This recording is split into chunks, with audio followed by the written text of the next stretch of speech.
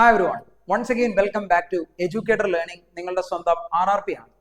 മക്കളെ, +2 board exam എഴുതുകയും ചുമ്മാ ബോർഡ് എക്സാം എഴുതുകയല്ല, പക്ഷെ എനിക്ക് ഫിസിക്സ്, കെമിസ്ട്രി, മാത്സ് സബ്ജക്റ്റുകൾക്ക് A+ അല്ലെങ്കിൽ CBSE സ്റ്റുഡൻ്റ് ആണെങ്കിൽ ഒരു A1 കരസ്ഥമാക്കുക എന്നത് നിങ്ങളുടെ സ്വപ്നമാണ്. പക്ഷെ ഞാനൊരു കാര്യം നിങ്ങളോട് മുൻകൂട്ടി പറയാം. ഇപ്പം നമ്മൾ പറഞ്ഞ A+ വാങ്ങുക അല്ലെങ്കിൽ CBSE എക്സാമിന് A1 വാങ്ങുക എന്ന് പറഞ്ഞാൽ it is not at all a difficult task. ഒരു വർഷക്കാലം പ്രോപ്പറായിട്ട് കോൺസെപ്റ്റ് മനസ്സിലാക്കി ബോർഡ് എക്സാമിന് വേണ്ടി ആത്മാർത്ഥമായി കഷ്ടപ്പെടുന്ന ഏതൊരു കുട്ടിക്കും A+ഉം A1ഉം ഈസി ആയിട്ട് വാങ്ങാൻ പറ്റും. നമ്മുടെ നാട്ടിൽ ഇന്ന് എസ്പെഷ്യലി സ്റ്റേറ്റ് സിലബസിലൊക്കെ ഫുൾ A+ വാങ്ങുക എന്ന് പറഞ്ഞാൽ പോലും വലിയൊരു ടാസ്ക് അല്ല എന്ന് തന്നെ ഞാൻ പറയും. പക്ഷെ മക്കളെ, ഒരു കാര്യം മനസ്സിലാക്കുക, വാരിക്കോരി ഫുൾ A+ കൊടുക്കുന്ന നമ്മുടെ ഈ നാട്ടിൽ ഫുൾ A+ വാങ്ങുക എന്ന് പറഞ്ഞാൽ വലിയൊരു കാര്യമൊന്നും അല്ല. കേരളത്തിലെ ടോപ്പ് ഇൻസ്റ്റിറ്റ്യൂട്ടുകളിൽ എൻട്രൻസ് ക്ലാസ്സിൽ പഠിപ്പിക്കുമ്പോൾ ഒരു ക്ലാസ്സിൽ 120 സ്റ്റുഡൻസ് ഉണ്ട്. എനിക്കിപ്പോഴും ഓർമ്മയുണ്ട്, ഞാൻ ഒരിക്കലല്ല പല ക്ലാസ്സുകളിൽ ഇതുപോലെ ക്ലാസ്സിൽ കയറിയിട്ട് ചോദിക്കും ഫുൾ A+ ഉള്ള എത്ര പേരുണ്ട്. അപ്പൊ 120 പേരുണ്ട്, 110 പേരും കൈപൊക്കും. Which means that full A+ വാങ്ങുന്നത് വലിയൊരു ടാസ്ക് അല്ല. ഫുൾ A+ വാങ്ങുന്നതുകൊണ്ട് വലിയ കാര്യമില്ല. ഫുൾ A+ വാങ്ങുക എന്നത് മാത്രമല്ല, +2 കഴിയുമ്പോഴത്തേക്ക് എനിക്കൊരു കോമ്പറ്റേറ്റീവ് എക്സാം എഴുതി ഒരു എക്സാം ക്രാക്ക് ചെയ്ത് കേരളത്തിലെ അല്ലെങ്കിൽ ഇന്ത്യയിലെ തന്നെ ഏതെങ്കിലും ഒരു പ്രീമിയം ഇൻസ്റ്റിറ്റ്യൂട്ടിൽ പഠിക്കുക എന്നത് നിങ്ങളുടെ സ്വപ്നമാണെങ്കിൽ ഈ വീഡിയോ സീരീസ് നിങ്ങളെ പോലത്തെ കുട്ടികളെ ഉദ്ദേശിച്ചിട്ടാണ് നമ്മൾ ചെയ്യുന്നത്. ചുമ്മാതെ ഒരു A+ വാങ്ങാനാണെങ്കിൽ മക്കളെ, നിങ്ങൾ ഈ വീഡിയോ സീരീസ് കണ്ടിട്ട് കാര്യമില്ല. അത് കാര്യം എന്താണെന്ന് വെച്ചാൽ A+ വാങ്ങുക എന്ന് പറഞ്ഞ വലിയ പാടുള്ള കാര്യമല്ല. അതിനുവേണ്ടി നിങ്ങൾ കഷ്ടപ്പെട്ട് യൂട്യൂബ് ക്ലാസ് ഒന്നും കാണണ്ട. സ്കൂളിൽ പഠിപ്പിക്കുന്നത് മാത്രം പഠിച്ചു വെച്ച് പോയി ബോർഡ് എക്സാം എഴുതിയാൽ മതി. നിങ്ങൾക്ക് നല്ല മാർക്ക് കിട്ടും. പക്ഷെ നിങ്ങളൊരു കാര്യം മനസ്സിലാക്കുക, അതുകൊണ്ട് ഒരു കാര്യമില്ല. ഫുൾ A+ വാങ്ങുന്നതുകൊണ്ടൊന്നും ലൈഫിൽ സക്സസ് ആവില്ല. അപ്പൊ നമ്മൾ മനസ്സിലാക്കേണ്ട കാര്യം, അപ്പൊ ഇനി കോമ്പറ്റേറ്റീവ് എക്സാം എന്ന് പറയുമ്പോൾ എല്ലാവരും ചിന്തിക്കും നീറ്റ് JEE എക്സാമുകളാണോ? നല്ല നീറ്റ് എക്സാം JEE എക്സാം മാത്രമല്ല ഈ നാട്ടിലെ കോമ്പറ്റേറ്റീവ് എക്സാം. ഈവൻ നിങ്ങൾ ഒരു NDA എക്സാം എഴുതാൻ പോകും, ഒരു നേവൽ അക്കാഡമിയുടെ എക്സാം എഴുതാൻ പോകൂ. അതല്ല നിങ്ങൾ ഫ്യൂച്ചറിലേക്ക് ഒരു BSc എക്സാം എഴുതുന്നതിനെ പറ്റി പ്ലാൻ ചെയ്യൂ.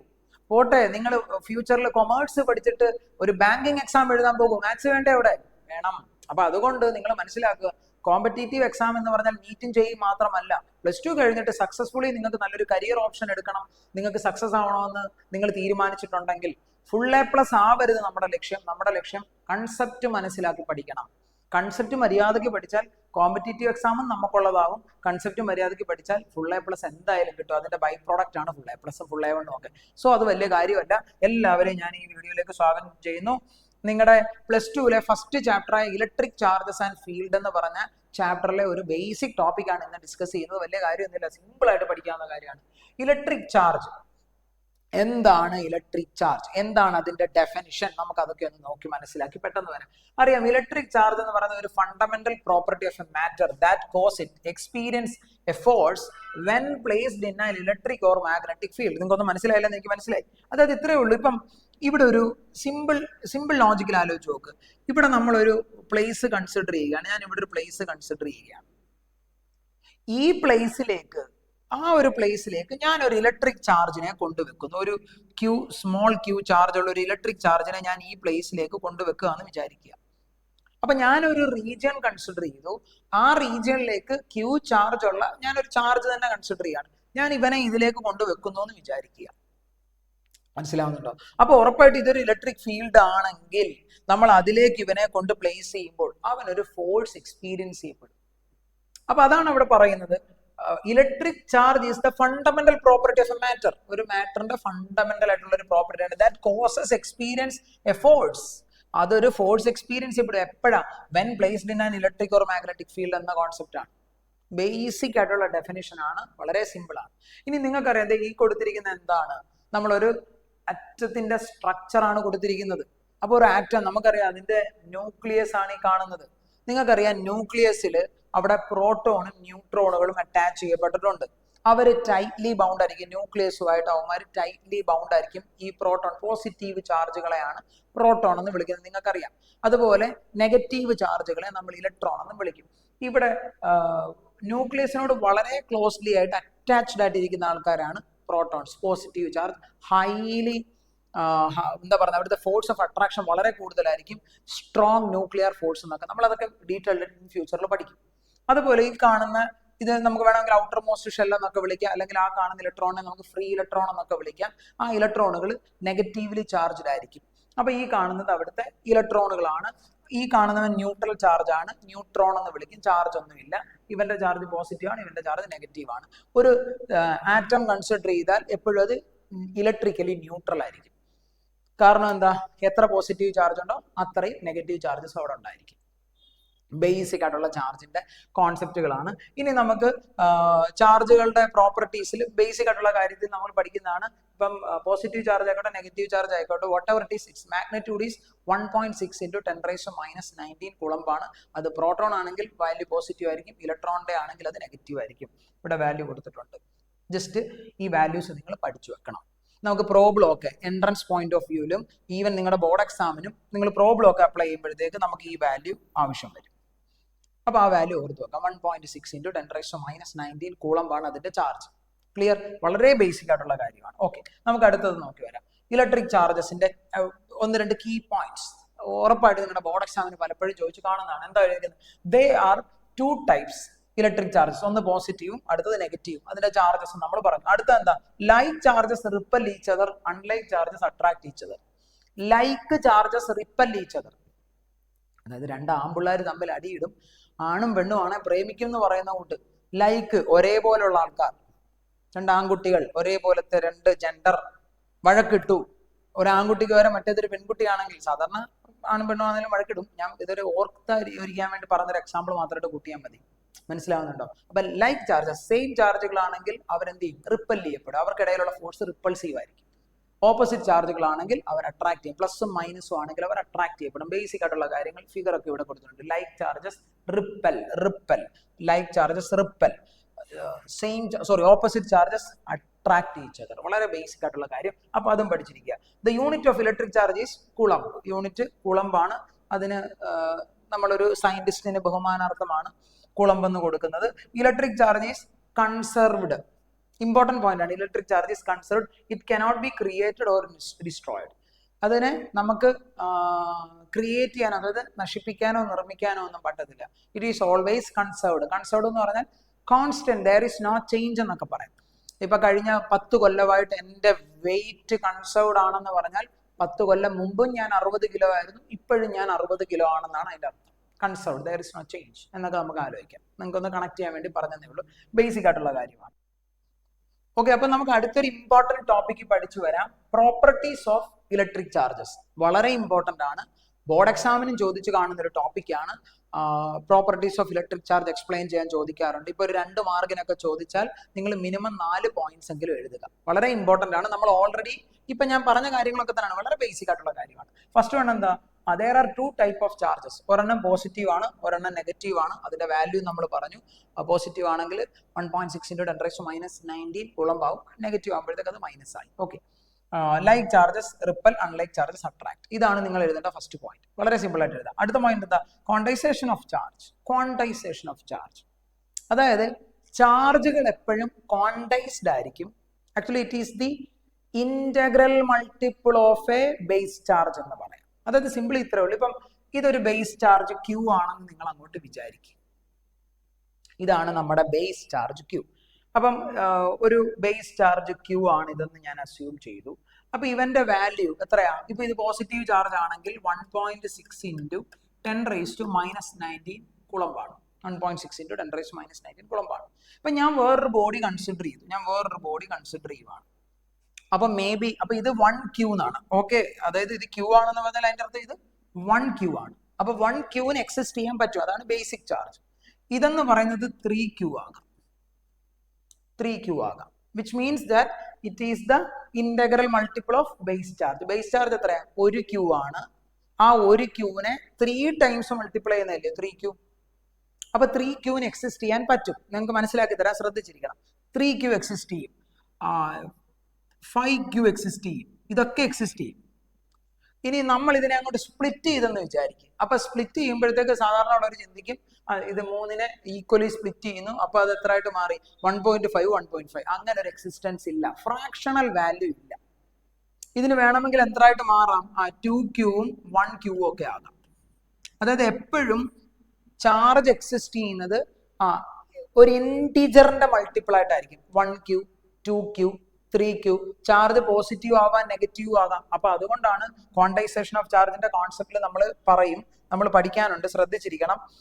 ക്വാണ്ടൈസേഷനിൽ നമ്മൾ പറയുന്ന ഒരു കോൺസെപ്റ്റ് ആണ് total charge in the system Q എന്ന് പറയുന്നത് പ്ലസ് ഓർ മൈനസ് NE ആയിരിക്കും.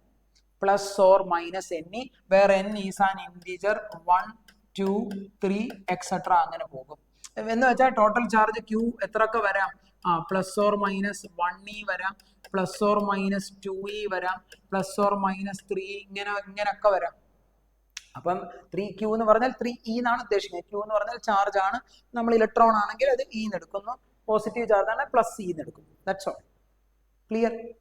അവിടെ 1.5 ഇല്ല, 0.71 ഇല്ല, 1.32 ഇല്ല, 5.2 ഇല്ല, 10.1 ഇല്ല. ഉണ്ട് 1Q 2Q 3Q 5Q 100Q അങ്ങനെ എക്സിസ്റ്റ് ചെയ്യത്തുള്ളൂ. Multiple of an integer. Clear? അതാണ് ക്വാണ്ടൈസേഷൻ ഓഫ് ചാർജ് കൊണ്ട് ഉദ്ദേശിക്കുന്നത്. വളരെ ബേസിക് ആയിട്ടുള്ള കാര്യമാണ്. Charge exist in A discrete packet or multiples of elementary charge. ഏതാ? ഇതിന്റെ മൾട്ടിപ്പിൾസ് ആയിട്ട് എക്സിസ്റ്റ് ചെയ്യത്തുള്ളൂ എന്നാണ് ഞാൻ പറഞ്ഞിരിക്കുന്നത്. ക്ലിയർ? അടുത്ത എന്താ? അതിന് എക്സാമ്പിൾ ആണ് a body have a charge plus 2E okay ആണ്, മൈനസ് 3E എക്സിസ്റ്റ് ചെയ്യാം, ഇതൊക്കെ എക്സിസ്റ്റ് ചെയ്യാം. പക്ഷെ not fractional charge. Fractional charge exist ചെയ്യില്ല. അതാണ് ക്വാണ്ടൈസേഷൻ പറയുന്നത്. വളരെ ബേസിക് ആയിട്ടുള്ള കാര്യമാണ്. അടുത്ത എന്താ നോക്കാം? പ്രോപ്പർട്ടീസ് ഓഫ് ചാർജിൽ എഴുതി വെച്ചത് ചാർജ് ഈസ് കൺസർവ്ഡ്. നമ്മൾ ഓൾറെഡി ഇത് പറഞ്ഞു. Charge is conserved. Electric charge cannot be created or destroyed. Total charge in an isolated system remains constant. Total charge, ഒരു സിസ്റ്റത്തിന്റെ ടോട്ടൽ ചാർജ് എപ്പോഴും കോൺസ്റ്റന്റ് ആയിരിക്കണം. there is no change. ഞാൻ already അതിന് example പറഞ്ഞതായിരുന്നു. അടുത്ത എന്താ? Additivity of charge. എന്താ പറഞ്ഞിരിക്കുന്നത്? Total charge of A system is algebraic sum of all individual charge. അതായത് അതാണ് ഞാൻ ഇവിടെ ശ്രദ്ധിച്ചത്. ഇപ്പൊ ഒരു സിസ്റ്റം കൺസിഡർ ചെയ്യുക, ഞാൻ ഇവിടെ ഒരു സിസ്റ്റം കൺസിഡർ ചെയ്യുവാന്ന് വിചാരിക്കുക. ഒരു സിസ്റ്റം കൺസിഡർ ചെയ്യുകയാണ്. അപ്പൊ ഇവിടെ ഫോർ എക്സാമ്പിൾ ഇവിടെ ഒരു പ്ലസ് 2Q ചാർജ് ഉണ്ട്, ഇവിടെ ഒരു പ്ലസ് 1Q ചാർജ് ഉണ്ട്, ഇവിടെ ഒരു മൈനസ് 4Q ചാർജ് ഉണ്ട് എന്ന് വിചാരിക്കുക. അപ്പൊ അഡിറ്റിവിറ്റി ഓഫ് ചാർജ് പറയുന്നത് ഈ ചാർജുകൾ ആൽജിബ്രിക്കലി നമുക്ക് ചുമ്മാതെ ആഡ് ചെയ്യാൻ പറ്റും. Plus 2Q plus 1Q that is equal two plus 3Q. ആ പ്ലസ് 3Qന്റെ കൂടെ മൈനസ് 4Q കൂടെ ആഡ് ചെയ്യും. അപ്പൊ ടോട്ടൽ എത്ര വരും? മൈനസ് Q എന്ന് വരും, മൈനസ് 1Q എന്ന് വരും. ക്ലിയർ? അതായത് 2 1 3, അത് പോസിറ്റീവ് ആണ്, ഇത് മൈനസ് 4 ആണ്. അപ്പൊ 3 മൈനസ് 4 മൈനസ് 1 ആണ്. അപ്പൊ അതിന്റെ ടോട്ടൽ ചാർജ് മൈനസ് 1Q ആണ്. ക്ലിയർ? ഇനിയും ഇവിടുത്തെ ടോട്ടൽ ചാർജ് മൈനസ് 1Q ആണെന്ന് മനസ്സിലായല്ലോ. ഇനി ഈ സിസ്റ്റത്തിനെ ഞാൻ എന്തെങ്കിലും ചെയ്ത് ഒരു ഡപ്പയ്ക്കകത്തിട്ട് കുലുക്കി എന്തെങ്കിലും ചെയ്തെന്ന് വിചാരിക്കും. അത് നമുക്ക് പഠിക്കാനുണ്ട്, കുറച്ച് കഴിയുമ്പോൾ നമ്മൾ ഡീറ്റെയിൽഡ് അതൊക്കെ പഠിക്കും. അതായത് ചാർജിങ് ബൈ ഇൻഡക്ഷൻ കണ്ടക്ഷൻ, വേറൊരു സാധനം ഇതിന്റെ നിയർ ബൈ കൊണ്ടുവച്ച് ഉരയ്ക്കുവോ എന്തെങ്കിലും ചെയ്ത്, അല്ലെങ്കിൽ ഞാൻ ഇതിന്റെ അടിയിൽ തീയിട്ട്, ചുമ്മാ നിങ്ങൾക്ക് മനസ്സിലാൻ വേണ്ടി പറയാം. ഈ സിസ്റ്റത്തിനെ നിങ്ങൾ എന്തെങ്കിലുമൊക്കെ ചെയ്തെന്ന് വിചാരിക്കുക. ചെയ്ത് കഴിഞ്ഞ് ഞാൻ നോക്കിയപ്പോൾ ഉണ്ട്, ഞാൻ ഈ സിസ്റ്റത്തിനെ ഒന്ന് അനലൈസ് ചെയ്തു. ആ സിസ്റ്റം കുറെ കാര്യങ്ങളൊക്കെ ചെയ്തു. ഒരു കുപ്പിയിലിട്ട് കുലുക്കോ തീയിടുവോ വെള്ളത്തിൽ കൊണ്ട് താക്കോ എന്തെങ്കിലുമൊക്കെ ചെയ്യും എന്നൊക്കെ വിചാരിക്കുക. ഇതൊന്നും അല്ല ചെയ്യുന്നത്, അതിന് കുറെ മെത്തേഡുകളുണ്ട്. അപ്പൊ അത് കഴിഞ്ഞ് ഞാൻ നോക്കിയപ്പോൾ ഉണ്ട് ഈ പ്ലസ് 2Qന് വേറെ ഇവിടെ ഒരു പ്ലസ് 3Q എക്സിസ്റ്റ് ചെയ്യും. ഒരു എക്സാമ്പിൾ പറയാം, പ്ലസ് 3Q. അപ്പൊ ഇവിടെ ഞാൻ അത് കഴിഞ്ഞ് നോക്കിയപ്പോൾ ഇവിടെ ഒരു പ്ലസ് 2Q എക്സിസ്റ്റ് ചെയ്യും. ഓക്കെ, അപ്പൊ ഇവിടെ എത്ര ആയിട്ട് മാറി? ഇത് 3ഉം 2ഉം 5Q ആയിട്ട് മാറി. ക്ലിയർ? അപ്പൊ ഈ സിസ്റ്റത്തിന്റെ ആക്ച്വലി ഈ സിസ്റ്റത്തിന്റെ ടോട്ടൽ ചാർജ് എത്ര? മൈനസ് 1Q ആണ്. അപ്പൊ ഇത് മൈനസ് 1Q ആയിട്ട് നിൽക്കണമെങ്കിൽ ഇവിടെ പ്ലസ് ചാർജ് ഇപ്പൊ 3ഉം 2ഉം 5 ആയി. അപ്പൊ minus charge total minus 6Q ആയിട്ട് മാറണം. അതായത് ഇഫക്റ്റീവ്ലി ഇതിന്റെ final charge again minus 1Q തന്നെ ആയിരിക്കും. നിങ്ങൾക്ക് ഇതൊന്ന് മനസ്സിലാവാൻ വേണ്ടി പറഞ്ഞതാണ്. അതാണ് ഈ എഴുതി വെച്ചിരിക്കുന്നത്. Total charge of the system algebraic sum of all individual charges. Individual ചാർജുകളുടെ ആൾജിബ്രൈക് സം ആണ്.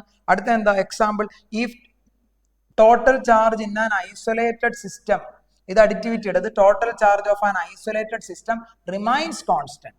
റിമൈൻസ് കോൺസ്റ്റന്റ്, ഒരിക്കലും ചേഞ്ച് ചെയ്യരുത്, അതൊരു കോൺസ്റ്റന്റ് വാല്യൂ ആയിരിക്കണം.